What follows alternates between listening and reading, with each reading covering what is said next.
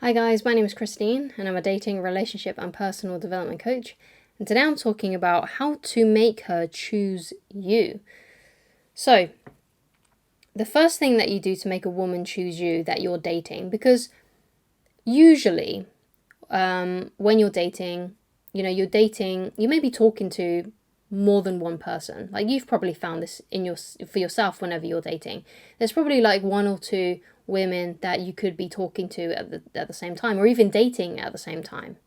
If you're going through a particular abundant spell, there may even be more. If you're going through a dry spell, perhaps only one. But it's very common to be talking to two different women at the same time, right? And she is probably also doing the same thing. She's probably also talking to a couple of different guys as well, maybe even dating a couple of different guys as well as you, because you're only at that first stage where you're dating, you're trying to find someone who is the best fit. So the idea then is to make her the one that chooses you. Okay, so what you do then, the first thing, and this is very important, and that is you're patient, okay? You're very patient. You have to be more patient than her in a way, okay? So what does that mean by being patient? It means that you're not trying to rush things. You're not trying to rush the emotions by becoming too emotional too soon, by saying I love you too soon. You don't mind waiting 2 weeks to go out on a date with her. Let's say you're busy or she's busy one weekend and you can't see her. You know, you also are patient when it comes to taking your time to respond to her. You're not always going to drop whatever it is that you're doing to just talk to her online for a bit. You have a busy life, right? Even if you don't have a busy life, you must, act like you have a busy life, because if you are always too available on the phone to have a chit chat, it's going to make you look like you don't have a life and that your whole life is her, basically, and you haven't even started dating properly yet. You're not even exclusive with each other, right? You can't be acting like you can't live without her, even though you're not in a relationship yet. You can't be behaving that way.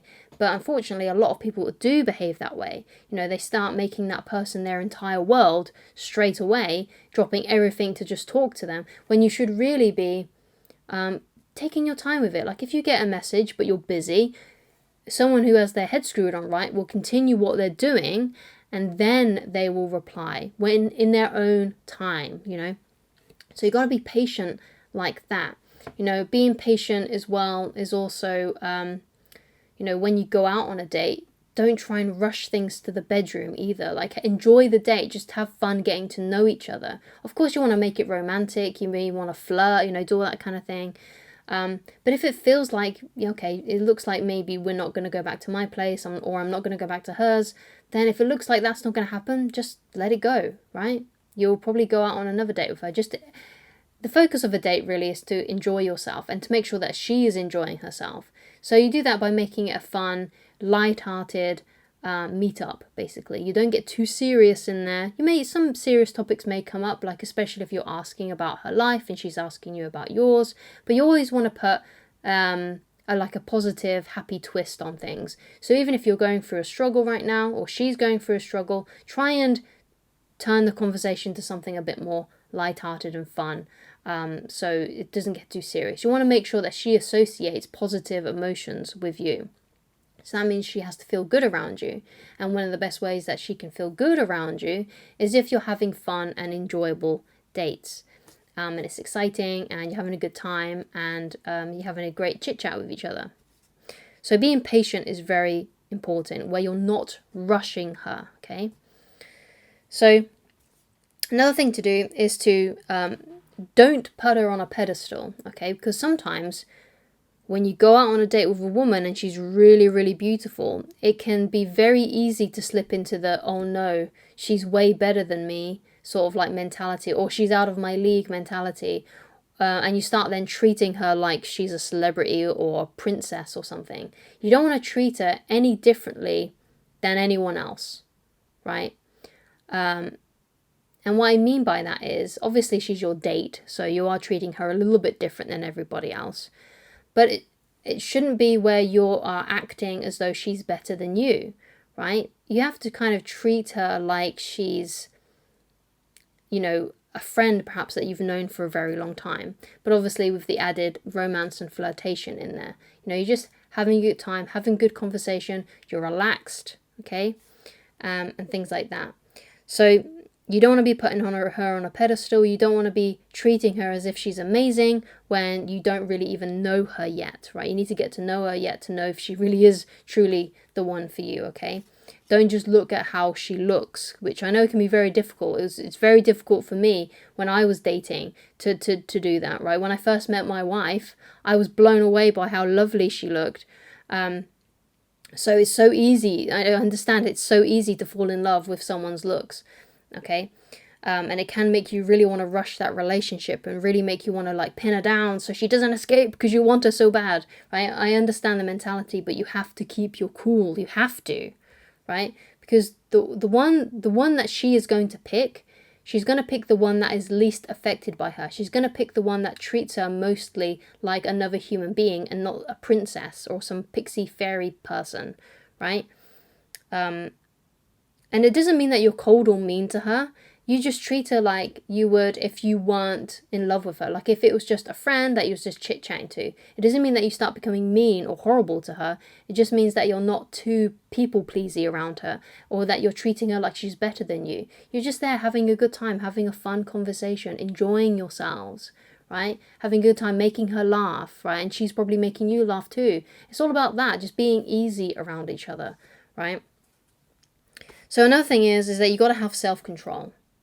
You got to have self-control, because sometimes, you know, when you go on a date with a woman that you really, really liked, you want to message her straight away and things like that. But sometimes you need to take your time to do those things, right? And you've got to have self-control as well when it comes to, you know, wanting to tell her, oh, I really, really, really like you. She probably knows that you really like her. You don't need to explicitly say to a woman that you really, really like her. She will be able to tell that you like her. Firstly, because you went out on a date with her, right? Secondly, because you probably complimented her, or, you know, was really nice to her, and you was really trying to get to know her and things like that. Like, she'll be able to tell. You don't need to say, oh, I really, really like you. She already knows that you like her. She can tell by the way that you look at her or check her out that you like her, right? You don't need to tell her that you like her, right? You don't need to say that immediately after the first date. The best time to say I love you or I like you is when she said it first, okay? Because that's when you know it's okay to reciprocate, and you know you haven't rushed things. So just wait for her to do those things first. That's always my rule of thumb if you're really unsure of the right times to say I love you and I like you. If you're unsure, don't say anything. Okay, if you're unsure, wait for her to do it. Wait for her to do it first, okay? Because remember, the one she's going to pick is the one that's least affected by her, okay? So, when it comes to this sort of thing then, when it comes to dating a woman, right? All you got to do is to ask her out once a week. Just ask her out once a week at first, right? If you feel like she's losing interest or she's not as warm to you as she once was, maybe you want to ask her out twice a week. Once every 2 weeks, right? So that's what you do, okay? And you want to make sure that the contact between dates and you want to keep it to the contact to a minimum, basically. You don't want to be chit-chatting all the time, okay? So ask her out once a week. Try to not talk to her at all in between those times. So you ask her out once a week. Let's say you arrange a date on Monday for Saturday. You go out on Saturday, and then you wait 4 or 5 days after that. I always pick 5 days. And that's what I did with my wife. When we went on our first date, I waited 5 days to ask her out again. And in between those 5 days, I didn't say anything to her. Anything at all. Okay? Because who knows, maybe she'll reach out to you first. That's why you kind of want to stretch it out a little bit, because that'll help you see how comfortable she is around you. If she's comfortable around you, she may message you straight after the date, or it may be a couple of days after the date. But the point is you wait. So I wait 5 days. That's what I did with my wife. I waited 5 days after our first date before asking her out again. And in between those 5 days, I said nothing. Right, so this is what you do, and you stick to that. So you go out on a date. You wait 5 days to ask her out again. You arrange another date. You go on that date. And then usually after the second date, that's when she starts initiating with you. That's when she starts contacting you more. And when she contacts you more, that's when you can arrange another date. So there's a quote that I really like by Corey Wayne. who's another dating coach on YouTube, really good one.